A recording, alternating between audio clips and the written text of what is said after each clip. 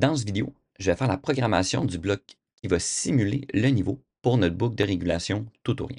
Première chose que je vais faire, c'est que je vais ajouter un nouveau bloc et je vais choisir le function block et je vais l'appeler simu niveau pour simulation niveau et je vais choisir la programmation ladder. Puis je fais OK. Je vais commencer par ouvrir l'interface de mon bloc pour ajouter les variables que j'aurai besoin. Donc, pour commencer, les entrées. Donc, j'ai besoin de l'état de ma vanne pour savoir si elle est ouverte ou non, donc si j'ajoute ou non du liquide. Ensuite, je vais avoir besoin de la fréquence 1 et la fréquence 2.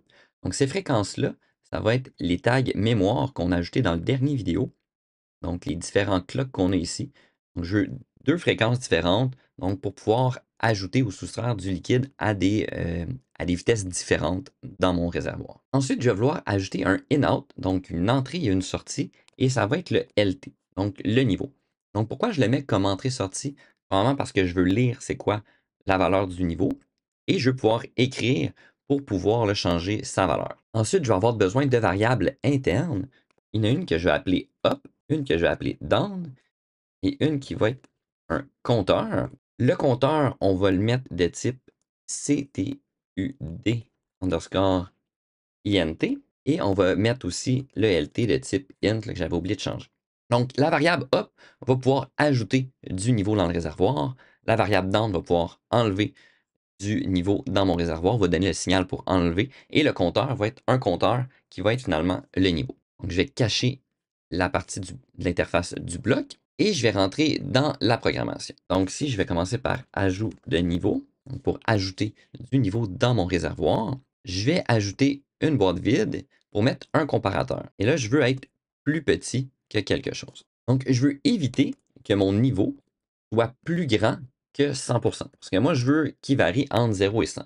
Donc, si on est plus grand que 100, je ne vais pas vouloir ajouter du niveau dans le réservoir. Ensuite, je vais vouloir ajouter seulement quand la vanne est ouverte, étant donné que dans ce cas-ci, j'ai une vanne de remplissage. Je vais avoir besoin aussi de la fréquence, donc la F1, qui va être la fréquence pour ajouter du liquide. Et puis ça va contrôler la variable up. Donc, si mon niveau est plus petit que 100, que la vanne est ouverte, et à chaque fois que je vais avoir une impulsion sur la fréquence, je vais donner une impulsion sur up.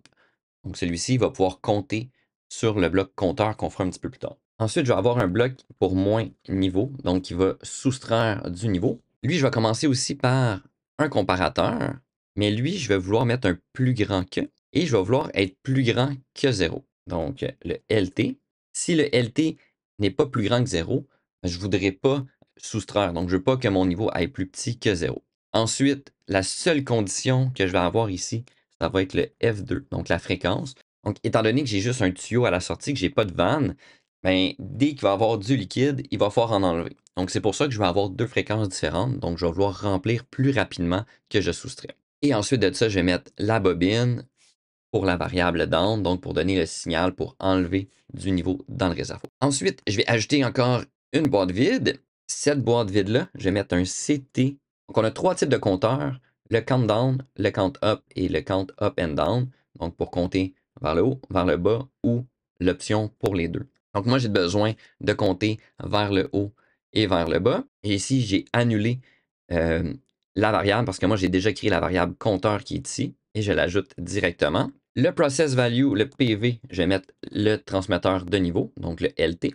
Je vais vouloir faire un CU, le count up, lorsque j'ai le signal up. Je vais vouloir faire un countdown lorsque j'ai le signal down, donc les lignes que j'ai programmées un petit peu plus haut. Et le CV, ça va être aussi LT. Donc ici, compteur pour les niveaux. Une fois que ça c'est fait, je vais pouvoir aller dans ma routine main, prendre le network 3 et mettre la simulation du niveau. Et je vais faire un glisser-déposer de mon bloc de simulation de niveau.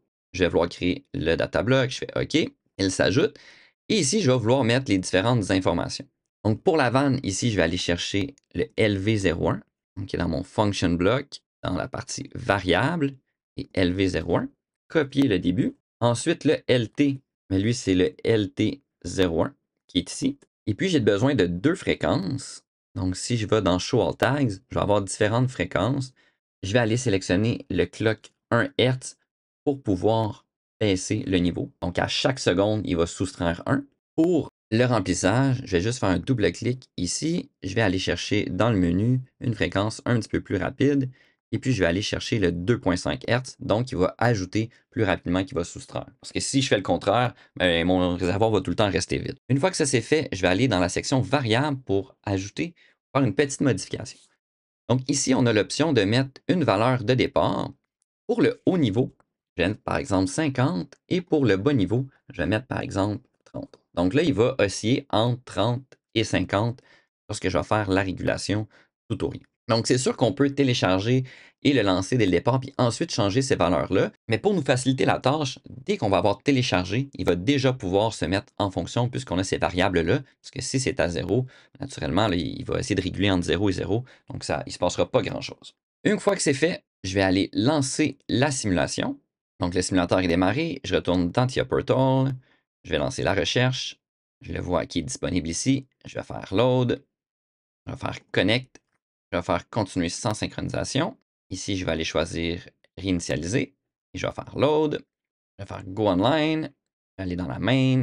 Donc, on est en fonction. Donc, pour lancer la simulation, ici, je dois faire Start.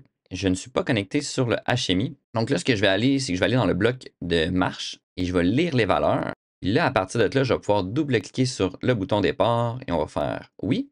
Et là, on a mis le système en marche. Donc ici, on voit que marche est à true. Si je vais dans la main routine et que je viens en mode monitor, bien ici, je vois qu'il est à true.